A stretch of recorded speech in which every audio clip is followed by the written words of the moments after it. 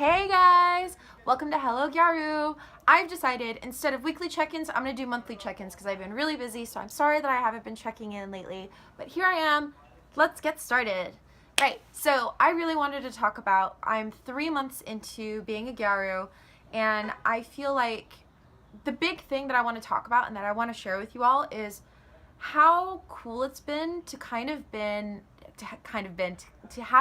and to continue being sort of an ambassador to Gyaru.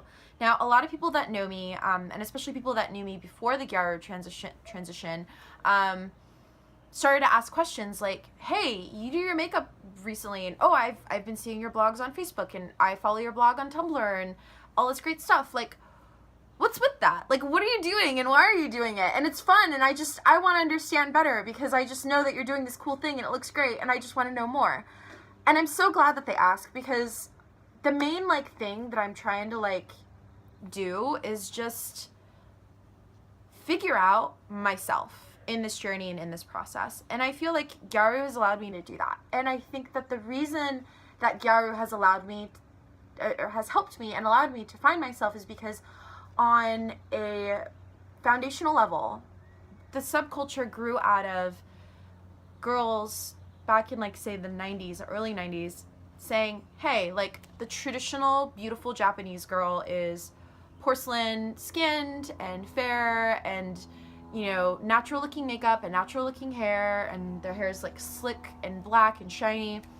And they were like, that's nice, and that's not for me. I want to be this. And they modeled a lot of their looks on California girls, which is kind of funny because I grew up in California and I hated that look. I'm blonde and I'm blue-eyed, but I hated having tan skin, and I didn't want to show my thong and wear low-rise jeans, and I was so anti everything that Gyaru was mimicking at the time as to pull away from Japanese culture. Meanwhile, I was kind of going in the opposite direction here in America. So it's been kind of a fun journey these past 10 years because I saw Gyaru come up and then become a big thing in Japan and then fade away, and now I'm getting into it and now sort of becoming an ambassador for it. And really the reason why I got into Gyaru is because I feel that there's this standard of beauty and this standard of who I should be and what I should look like, that's being kind of pressed upon me. I'm turning 29 in a couple of months, and there's this expectation that I should grow up and look a certain way. And I'm part of a Lindy hop or swing dancing community here in Los Angeles, and everyone kind of looks the same when they go out to dances, and they look beautiful, don't get me wrong, but I'm kind of sick of it. I'm kind of sick of doing vintage, and I don't know if it's because vintage has become mainstream and a lot of people are doing it and it's part of hipster culture, but I'm sick of it. I'm sick of looking like everybody else, and I was like that in high school, I was like that in college, and now I'm going through that now, and I was just man, I just want to look like myself, and I don't want to look like anybody else. And I don't know, my friend Dom, who's my Gyaru mother. Dom, if you're watching, I love you. She's done Gyaru for years. And I remembered looking at her Instagrams going so beautiful. I don't even know where to begin, but I just was damn, Gyaru looks so much fun. Why didn't I get into Gyaru? And I started to think about it. I was oh, when Gyaru was really popular, that was kind of mimicking the LA look, and I didn't like that, and whatever. And I kind of like it now, let's do it. So I've been doing it, and I definitely feel stronger, more confident. I feel more adventurous. My whole life, my mom has never let me cut my hair. It's always been long and blonde. I've never had bangs. I couldn't dye it. I couldn't do anything weird with my face. I could wear weird stuff. This is not to say that my mom wasn't lenient, because my mom was whatever, as long as you're not showing your butt and your boobs, wear whatever you want, which is really cool. Most kids don't have that. But there's some level of control over what I looked like without all the clothes. And now that I'm in my 20s, I could do whatever I want. And so I started cutting my hair and dyeing it and doing cool stuff to it.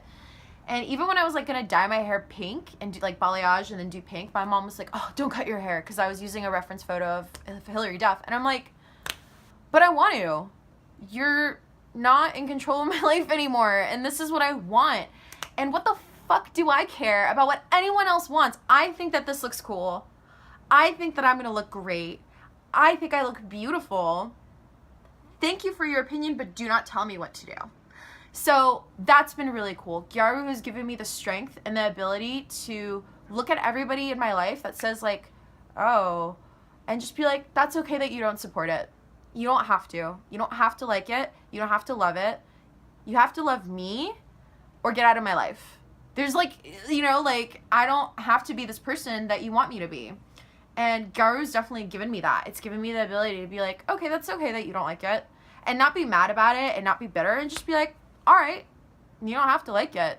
I like it. And that's all that matters. So that's been super amazing and super cool. And I'm just so thankful that I fell into this subculture. And as a result, because I feel like I'm an ambassador and I'm like educating people, I definitely like have like a level of pride. Like I'm one of the very few people in the world that are keeping Gyaru alive. Like Gyaru is dead in Japan for all intents and purposes. I mean, I was in Tokyo for 2 weeks and I saw 4 Gyaru and I was on the hunt. I was looking for these girls in Shibuya, in Harajuku, and I was there like 2-3 times throughout my trip for Gyaru. One was in Ikebukuro and another was in Asakusa, which is like randomly in the middle of the city, like far away from where you would normally see Gyaru.